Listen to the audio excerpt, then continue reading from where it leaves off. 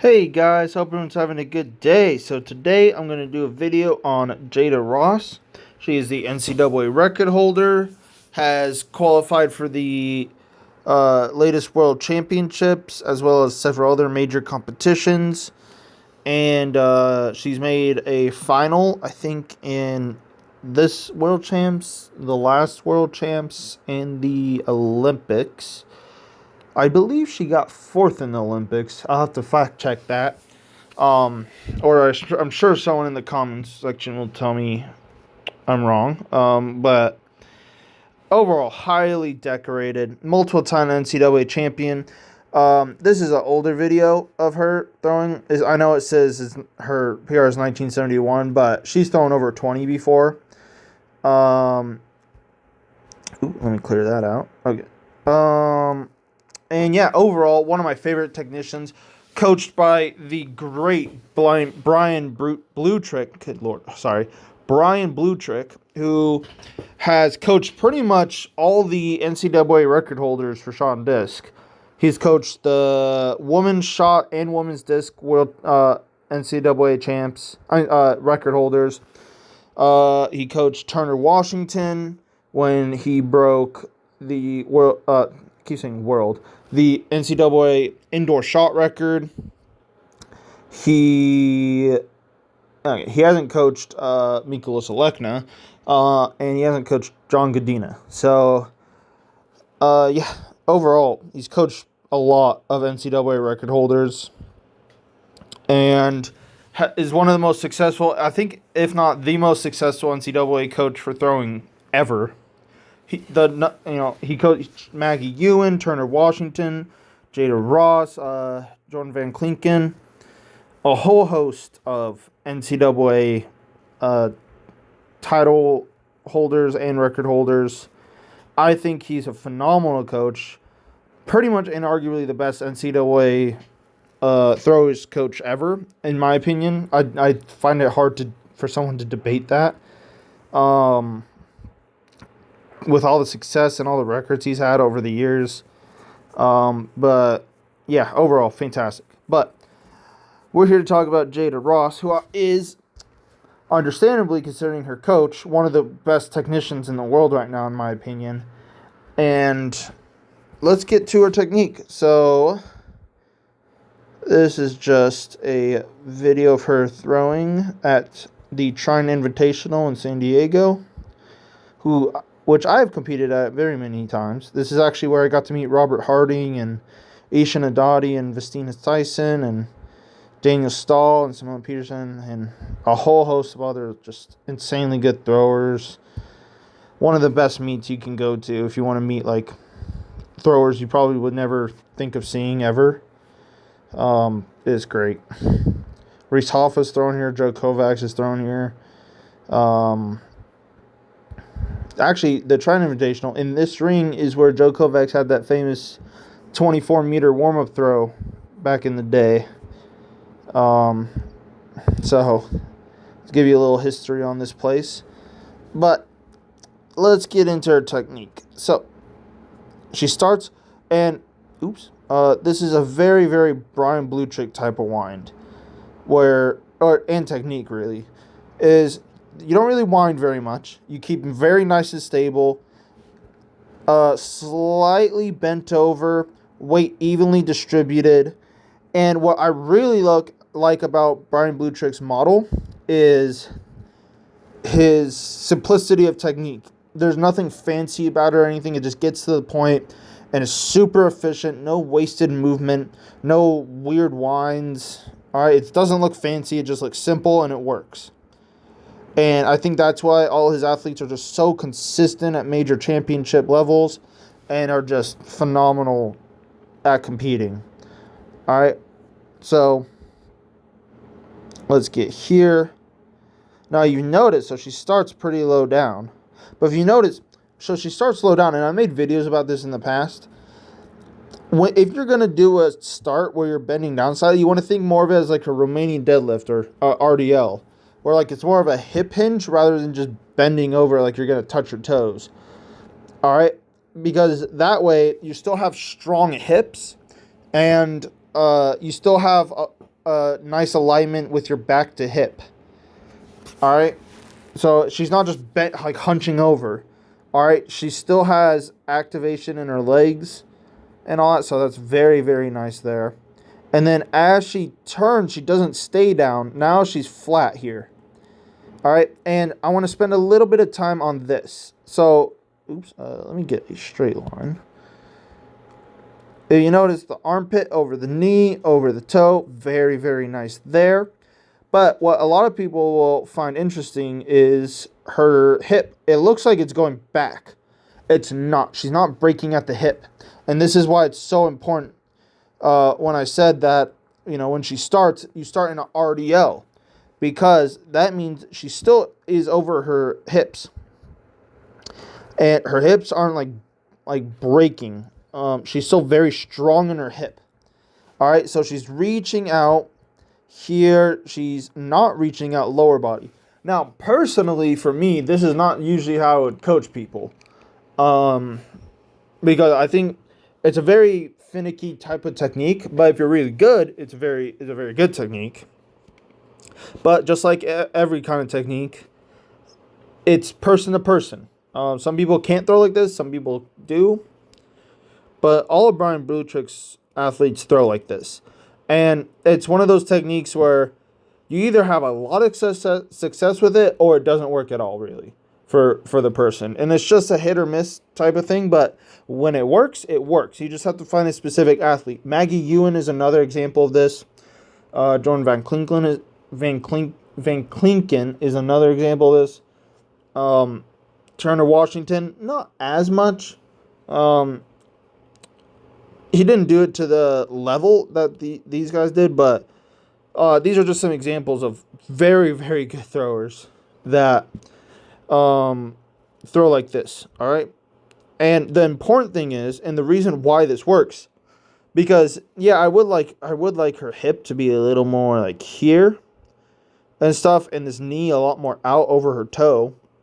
But why this works is because she's not falling back, all right? She's not falling. She's perfectly in control, perfectly balanced. And if you notice, the heel is up, and she's pressing into the ground. So the most important thing when coming out of the back is having weight over your left foot, all right, and on your left side. And she does. She does have weight over her left, and that's why this works. And if you notice, so she gets here, stops right there. Very, very nice. So that's the advantage of this type of technique. You can turn out the back extremely fast. All right. Now, again, this isn't a technique for everyone, and you have to be able to do it right. All right. So if you have troubles like falling out of the back or breaking at the hip, this is not a technique for you. All right. However, if you're very disciplined and, you're a pretty good technician, this might be a good option for you. I don't know. I'm not your coach. I don't know what you throw like, but just keep this in mind. I'm not saying just completely change your technique, because this is a major change to change out of the back, the way your hips act out of the back. And again, I don't really coach. I think I'm probably only coach one person like this, and it worked for her. But and mainly I see more women throw like this rather than men. I don't know if it's because women tend to have wider hips than men do or something, but men do throw like this too. But I see a lot more common in like women shot putters mainly, and then some discus throwers. It might be due to the wide hips. I am not sure about that, but that's just a theory I just came up with just now, but it makes sense to me. But again, men can use this too, so maybe that just disproves the theory. But overall, fantastic here. And what I really love about her is her wide sweep. Wide. Look how wide that is. Dorsiflex, which means the toes are up. All right. And she's bringing her toes to her shin. So she has a very stiff ankle. Very, very nice. I do wish that this arm was a little flatter. That's a very nitpick thing. But I think because of this is a little up. I think that's going to lead to her tilt in the front. And I'll get to that in a second. But fantastic here. You see, you know how I can tell that her hips aren't breaking is because here, her her left, oh God, sorry, let me go back to that. It's not what I wanted. Oops, a little further. Her hip wouldn't be forward, and she wouldn't be bringing forward momentum. All right, her right hip cheek, let's say, would be more back here rather than forward over her toes. All right, so that's how I can tell. And she'd be have a collapsed chest in the middle. All right, so that's how you can tell if you're breaking at the hip in the throw. All right, so she's not. She has very strong hips. Very, very nice there. All right, and another sign that this is a blue chick type of technique is the sweep down. All right, that's the wrong way. So you can see kind of up in the sweep and then slams it down. All right. What I do know from secondhand sources, Blue Trick likes to really coach that sweep down, limit airtime a lot. He does not like airtime at all, really. Like, obviously you have to have some, but the faster you can get in the double support, the better. And I really like that. I think that makes perfect sense. You see the best throwers in the world, they don't have a lot of airtime. You have to actually have some, like a little bit, but you want to limit it as much as possible. All right, so let's see. And you can see by that sweep how it just goes down immediately. I love that she's holding the chest and the arm. Very, very nice. Creating the separation between her legs and her upper body. Letting the legs go ahead. Holding that left arm. Very nice. Wide knees here. Really like that. Don't like the knees together because I think that makes you lose tension in the hips and slows you down and breaks your stack in the middle on your right side. Oops, let me clear that. All right, I think this is fantastic. So I want you to pay attention to her right heel. As she lands in the middle, it will not go down. It will stay the same. And it's all to do... Oops, I keep doing that, sorry. It's all to do with... Can I zoom in? Oh, can I zoom in on this? Oh, I can. Look at that. If you notice, these two muscles right here. Wait, not two muscles, sorry. This front muscle. So the front muscle right above the ankle and the shin. So you'll see sprinters a lot, and they'll do what they call heel walks, where the toes are up and you're just walking on your heels. All right?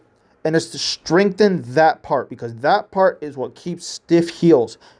All right? And stiff ankles. And that's what you want when you're throwing or doing plyometrics. You don't want super flexible ankles, and stuff. You want them stiff as a board, because that's strong. That you can push off that. All right. Oops. Let me zoom out. So if you have troubles keeping your ankles stiff during the throw, my recommendation is doing a lot of like toe raises, like basically walking on your heels. You can just watch like a sprint drills and stuff. They do that, or just look up muscle how to strengthen dorsiflexor muscles or something like that. Even just stiffening the ankle, just doing ankle rolls, doing like exercises that you would do for let's say sprained ankle. But the calf raises, while the calf is important and is one of the qualities, a lot of people don't exercise the front of their ankle, and I think that's the most important part, is the front of the ankle, because the front of the ankle is in charge of keeping the heel up. All right, hold on. Excuse me. So that's what makes this super important, and Joe Kovac's probably the best at this. In fact, he raises his heel, which is super insane considering the speed he's going and how much he weighs. But he also has 1,000-pound squat. So I'm not saying you need 1,000-pound squat. It's nice to have, but no, you don't need that. You just need these strong muscles. And these are very specific muscles, all right, that don't get worked out by a lot of just conventional styles of training, all right, and that's where specific strength comes in, all right, so really work on that. Every thrower should. All right, let's get here, and what I really like, she keeps turning that right heel, and that's why the heel is staying where it is, so she's not raising it, she's not raising it. She's not letting it lower. The height that her heel lands is the height it stays at. Her right heel, I mean. You see this? And it stays the entire time. Alright. Now, her left side, I think her left foot is a little high. It's not terrible. I personally like to coach the left foot can't go above the left heel. Oh my God. The left foot cannot go above the right knee, so more here. Although like Virgilius Elecna type of left foot, just super low to the ground. However, this works perfectly fine. My favorite thrower ever, Gerd Cantor, he has a left foot like this. I just think it's a little more efficient to do it. But however, if you're just insanely athletic human being, you can get away with this. It's not necessarily bad. As long as it gets down, it's perfectly fine. I just think your left foot gets down faster when you don't have it this high. But again, when you're just a freak of nature, you can just do whatever you want pretty much. But what gets her left foot down really fast is the fact that she keeps turning her right side. I see so many people, they stop their right side in the middle of the throw. All right. And what that does is now your left foot is still moving, but your right foot stops. So it pulls you forward and takes weight off your right foot. So that's what we call a shift. So if you have a really bad problem shifting into your throw, into the front of the ring, shifting your body weight over to your left side and taking weight off your right foot, then it probably means you're stopping your right foot in the middle. All right? So you got to keep that right foot turning the entire time. I always like to say the second the right foot touches the ground in the middle, it's just got to keep turning forever pretty much. All right? So it gets here, really, really awesome position. I think, and this is what I'm talking about with the tilt. Okay. She's here. I would rather her be a little more here. I think she just tilts back. It's very, very minuscule, but you can see on her like super, super far throws, she doesn't have this little tilt. All right. So as you can see, you see how she's tilted just a little bit back here and a little bit over her left instead of really square, and she kind of tilts her head just a little bit, so she kind of pulls off it just a little bit, but it's not really a pull. I believe it's because of how she lands here. Again, this is a super, super minuscule little nitpick. It's not like she's falling down or anything. I guess in a sense she is, but not really that dramatically. But I think she does pull her head just a little bit to the left. Takes a little bit of distance. But her right side is just so solid. It doesn't really matter as much, but it is taking distance away. As you can see, like she's off her right just a little bit too early. When she throws super, super far, like closer to 20 meters, she's on her right foot way longer, and she doesn't really have this tilt. All right. Now, again, she's cleaned up her technique quite a bit. I think this was maybe 1 or 2 years ago. So, yeah, she's cleaned up her technique substantially. But, I mean, overall, fantastic. Block, super, super nice. and she does shift her weight forward really good. Now, you do obviously want to shift forward. So when I was saying shifting, I meant shifting too early. So obviously, to get out over the toe board and stuff and get the out that you need, you do need to shift forward onto your block leg. You need to transfer weight onto your block leg. Otherwise, if you just stay on your right foot the entire time, you're just going to fall backwards. But what I was talking about is when you land. You don't want to land shifted. You want to land on your right leg and then stay on the right leg, and then start shifting over your left to get the out. All right? But you don't want to land shifted. So that's the key difference there. You will eventually shift over your left, but I like to call that a transfer of energy over your left and not shifting. All right? Because I don't like the word shifting and throwing. I like the word like getting over your left, transferring weight, because shifting, people take that and do weird stuff with that kind of word in throwing. But overall, fantastic. And you can see, so her left foot is here. Let's see where she reversed. Really over-rotated, which tells me she was a little tilted to her left side. All right. And she didn't transfer fully forward. All right. Now, it's not crazy of over-rotation, but it did take distance off her throw. All right.